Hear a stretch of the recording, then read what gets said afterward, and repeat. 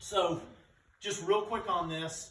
Now I've got 3 bombings, and I'm the supervisor in charge of figuring out who's the suspect, and I'm telling you, it was not a happy time in my career in Atlanta. We were getting a lot of pressure, and I vividly remember I'm sitting in the task force. We'd have morning meetings.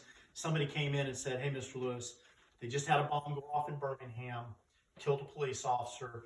And the tech got there and said he smelled NG dynamite. I guess the bomb guys, they can, and hunters probably can tell different gunpowders and such. And he said, we believe we know who it is. And very briefly, when he set the bomb, he put it in the ground in a flower pot. So it looked like a flower pot that had been dumped over. And the bomb was sitting there, and he had a remote control. This way, he didn't miss. So when Sammy Sanderson, who was the police officer, and Emily Lyons was the nurse, when they showed up, she was walking up to the front door, and he saw the flower pot. So he goes over, and he's standing right over the top of it when it detonates, kills him instantly. She ended up with literally hundreds of, you can pull up pictures of her, just pocked with shrapnel.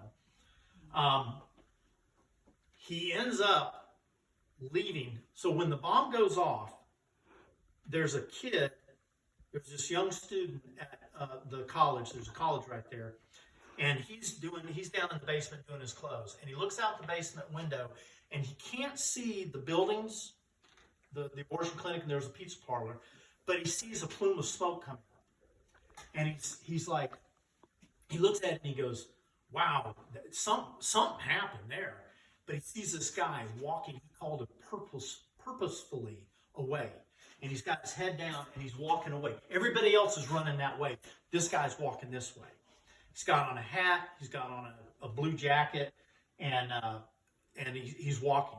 So this kid gets out and he's just like, and this is before cell phones, he's like, something's not right here. He starts to follow him. And Rudolph actually goes in between 2 buildings, and the guy gets in his car and he's kind of following in the street, watching him as he goes. He goes into the buildings. When he comes out the other side of the building, the hat's off, the jacket's off, it's stuffed in a bag, and he's walking.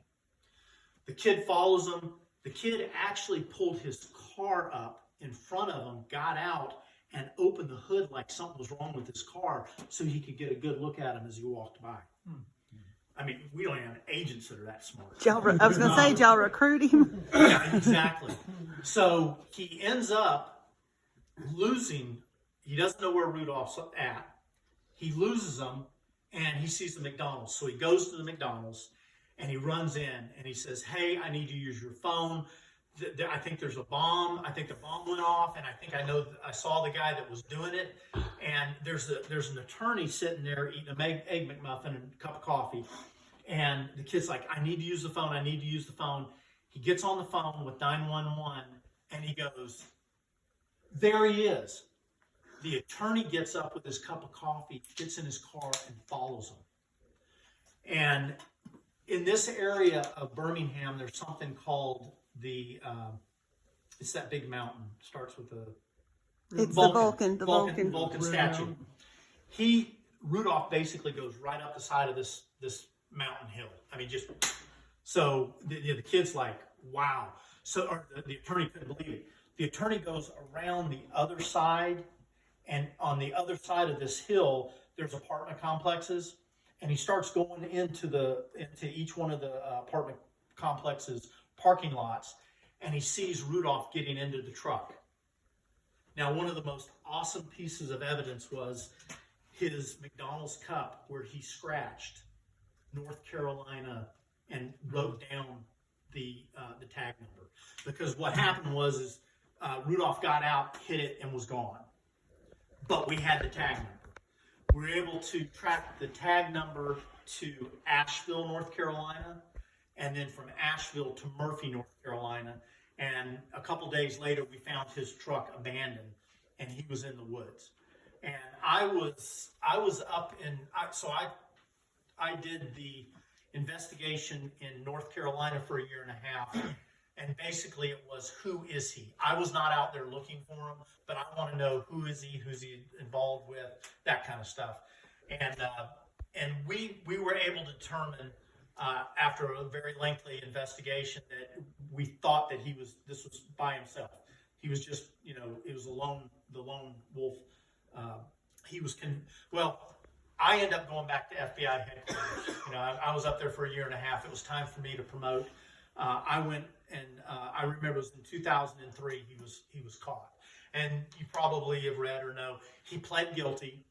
They gave him a plea deal. They said, tell you what we'll do.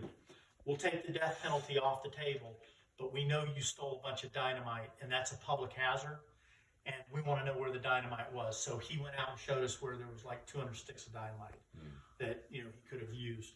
I understand. So he's in Supermax in Colorado, and he wrote a manifesto, which is bizarre. If you have nothing better to do, you can Google it and read his manifesto, which justifies what he did.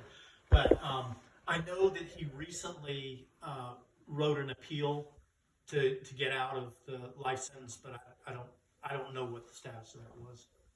So I go back to headquarters. I'm back at headquarters for 5 years. I did a year in the violent crime fugitive unit. I was the head of the bank robbery program, which sounded sexy, but it was really, I was just writing paper. It wasn't. I was tracking what the field was doing with bank robberies, and then I ended up going into an administrative position. And then in 2003, I was lucky enough to be selected to be the number 2 in the Mobile division, which was, it was awesome. It's like local boy comes home, right? And I'm right here. So I go to Mobile.